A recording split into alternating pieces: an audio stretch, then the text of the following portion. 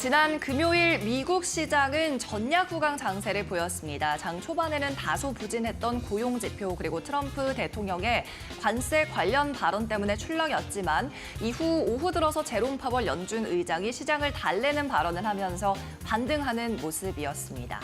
네, 그래도 다행이었던 건 지난주 금요일에 긍정적으로 마무리했다라는 부분이 될 것 같은데요. 이번 주에도 또 중요한 인플레이션 지표와 FOMC 일정까지 소화를 해야 되는 만큼 큰 불확실성에 놓일 증시가 될 것 같습니다.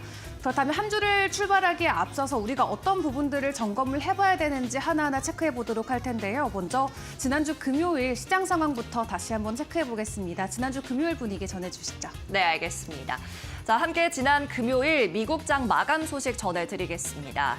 일단 금요일 기준으로 3대 지수 모두 상승이 나왔습니다. 그런데 시장은 전략 후강 장세를 다시 한번 보였는데요. 장 초반에는 경제 지표, 고용 지표가 나왔고요. 여기에 더해서 도널드 트럼프 미국 대통령이 한 매체와의 인터뷰에서 관세 관련한 발언을 하나 더 내놨습니다. 그러면서 S&P 500 기준으로 지수가 200포인트 이상 급락하는 현상이 나타나기도 했는데 제롬 파월 연준 의장이 통화정책 관련 포럼에서 낙관적인 전망, 미국 경기 여전히 강하다고 이야기를 하며 시장이 반등하는 모습이 나왔습니다.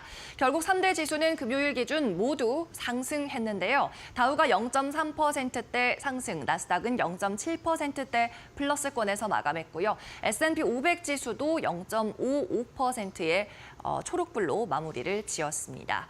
일단 경제 지표부터 좀 확인을 해보겠습니다. 지난 2월에 비농업 취업자 수, 그러니까 고용 지표가 나왔는데요. 전월 대비해서 15만 1,000명 증가한 것으로 나타났습니다. 그런데 시장 예상치보다는 조금 적었습니다. 시장에서는 15만 9천 명가량 고용이 늘어났을 것으로 예상하고 있었거든요.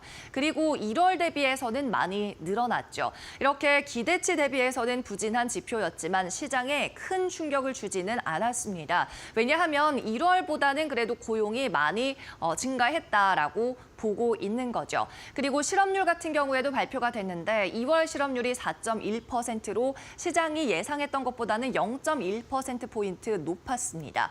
이렇게 고용의 증가세는 다소 둔화되고 있고 실업률은 다소 높아지고 있는, 기대치보다 높아지고 있는 상황인데 시장에서는 오히려 금리 인하를 위한 여건이 마련되고 있다는 해석이 나오기도 했습니다.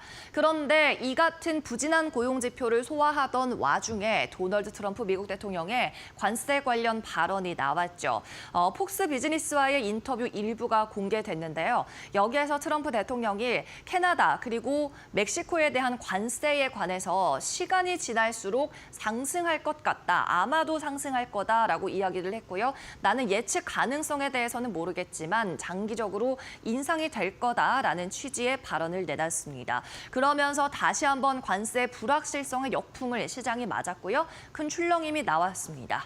그러나 시장의 반등 트리거를 준 것은 제롬 파월 연준 의장이었습니다. 이날 있었던 연례 통화정책 포럼에서 시장을 달래는 낙관적인 발언을 한 건데요. 제롬 파월 연준 의장은 미국의 경제가 여전히 좋은 위치에 있다고 이야기를 했고 이날 나온 경제 지표에 대해서도 변동성 요인을 제거하면 여전히 고용시장 견조하다고 얘기했고요. 또 인플레이션 관련해서도 인플레이션 목표치를 향해 잘 나아가고 있다. 그리고 정책적인 불확실성이 있기는 하지만 우리는 계속 더 확실한 지표를 기다리고 있다고 얘기를 했습니다. 그러면서 3대 지수 모두 반등에는 성공을 했는데요. 이렇게 금요일 하루는 회복세를 보였지만 여전히 주간 기준으로는 S&P 500 기준 3% 넘는 손실률을 기록했습니다. 이전에 관세 관련 불확실성이 너무나 커서 여기에 따른 매도세가 계속 유입이 됐던 탓입니다. 시장은 여전히 어떤 부분을 기대해야 하고 어떤 부분은 기대하지 않아야 하는지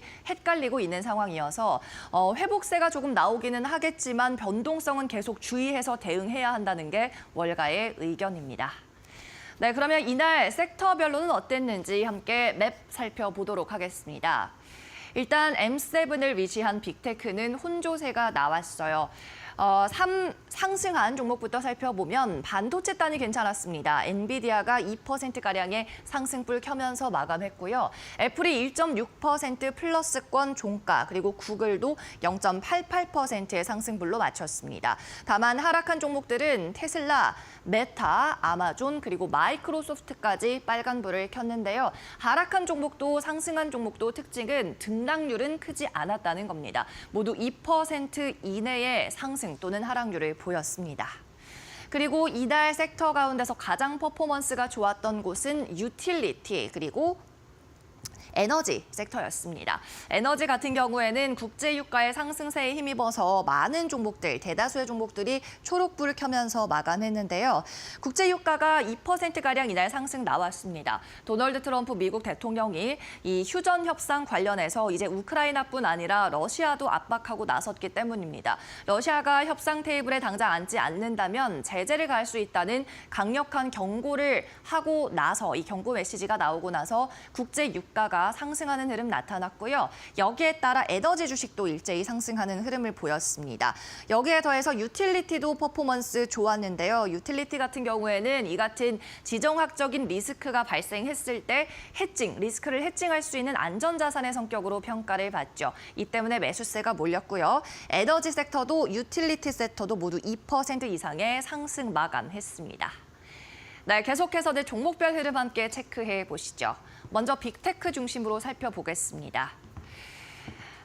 빅테크 이날 혼조세를 보였지만 월가에서는 대체로 괜찮은 의견이 나왔습니다. 테슬라 0.29% 보합권에서 거래됐는데 TD 코엔에서 매수로 등급을 상향 조정했습니다. 기존 홀드 보유에서 바이 매수로 상향 조정을 했고요. 자율주행 시장의 강자다라고 평가했습니다. TD 코엔에서는 테슬라에 대해서 다른 자동차 회사들과 동등한 선에서 비교할 수 없다고 이야기를 하고 있습니다. 왜냐하면 테슬라는 자동차 회사일 뿐 아니라 그러니까 자동차 산업에서 퍼포먼스를 보일 뿐 아니라 자동차와 인접한 시장에서도 최고의 위치에 있다고 평가하고 있기 때문이죠. 특히 자율주행 시장에서 굉장히 유리한 위치에 있다고 이야기를 했고요. 목표 주가는 주당 388달러 제시했습니다. 이는 지난 목요일 종가 기준으로 47%의 상승 여력이 있는 겁니다. 네, 계속해서 엔비디아 살펴보죠. 이날 2% 가까운 반등이 나왔는데요. UBS에서 매수 의견을 다시 한번 확인해 줬습니다. 지난 사인에서 말씀드렸던 GTC 2025 AI 컨퍼런스이자 이 엔비디아의 개발자 컨퍼런스죠. 3월 19일 개막을 앞두고 있는데 이 GTC까지 보유하자고 이야기하고 있습니다. 물론 회사의 기술이나 이 GTC에서 나올 상승 요인에 대해서 시장이 지난 2년 동안 대비해서는 기대감이 많이 꺾인 상황이지만 어쨌든 상승 동인을 찾아볼 수 있는 것은 3월에 있을 GTC 2025를 얘기하고 있고요. 또 5월에 있을 컴퓨텍스도 언급하고 있습니다.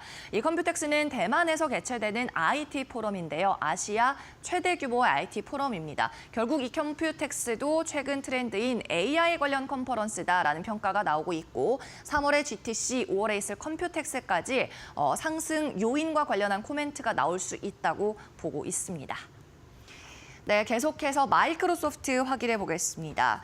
마이크로소프트 같은 경우에는 스티펠에서 목표 주가는 낮췄지만 의견은 좋게 달고 있습니다. 목표 주가 515달러에서 475달러로 낮춰 잡았고요. 그럼에도 불구하고 마이크로소프트와의 미팅 이후로 이 회사에 대한 신뢰는 강화됐다고 이야기를 하고 있습니다. 왜냐하면 마이크로소프트의 대다수의 사업팀들이 꽤 규모를 갖춘 상태에서 잘 운영이 되고 있고 그리고 투자자들이 초점을 맞추고 있는 부분이 이 KPEX 지출의 증가인데 지출 증가가 과연 수익을 가져올 수 있을 것인가 하는 점을 주의 깊게 보고 있는 것이 시장의 심리입니다. 그런데 이번 미팅 회의를 통해서 이 부분에 대한 신뢰가 강화됐다고 이야기하고 있죠. KPEX 지출이 많지만 결국에는 수익성이 분명 있다라는 것을 암시한 코멘트로 풀이가 됩니다.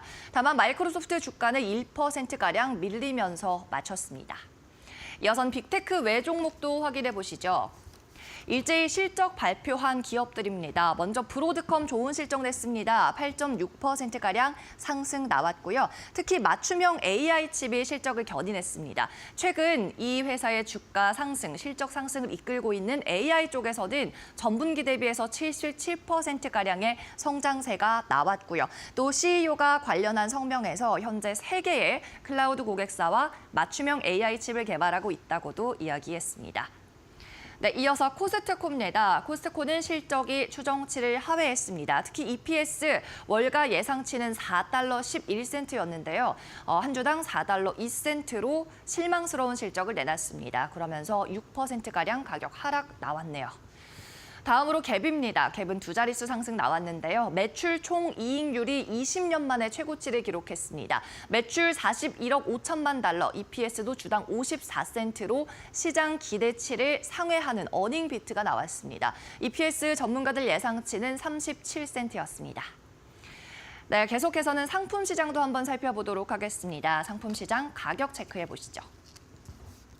네, 먼저 금 가격입니다. 금 선물 같은 경우에는 살짝 하락하고 있습니다. 0.43% 하락하면서 2,914달러에 거래되는 모습입니다. 다음으로 국제유가도 한번 확인해 보시죠. 국제유가는 앞서 말씀드렸던 것처럼 트럼프 대통령이 러시아에 대한 제재를 할 수 있다는 강한 협박성 멘트가 나오면서 유가 상승했습니다. 현재 구간에서도 1%가량 상승 나오고 있는데요. 트럼프 대통령은 우크라이나와 러시아 모두 협상 테이블로 나오지 않으면 은행 등의 강력한 제재를 할 수 있다. 특히 러시아를 지목해서 이야기를 했고요. 여기에 따라 러시아산 원유의 수출에도 제재가 들어갈 수 있다는 시장의 예측이 나오면서 WTI 2%가량 뛰는 흐름이었습니다. 현재 67달러에 배럴당 거래되고 있네요.